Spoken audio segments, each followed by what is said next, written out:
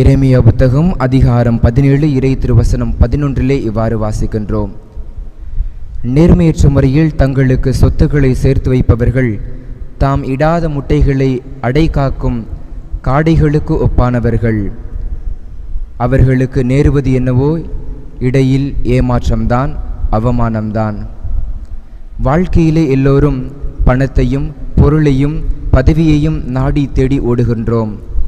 இந்த உலகில் பணம் என்றால் பிளக்காத வாய்களே கிடையாது. ஏனென்றால் சொத்துக்கும் உலகம் தரக்கூடிய இந்த பதவிக்கும் புகழுக்கும் தான் எல்லோரும் ஏங்குகிறோம், எதிர்பார்க்கின்றோம்.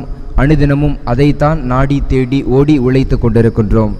இந்த உலகில் பலர் தங்களுக்கான சொத்துக்களை தேடி செல்கிறார்கள். அதில் அருள் செல்வம் இருக்கிறது, பொருள் செல்வம் என 2 இருக்கின்றது. ஆனால் நாம் அருள் செல்வத்தை தவிர்த்து பொருள் செல்வத்தை தான் தேடி செல்லுகின்றோம்.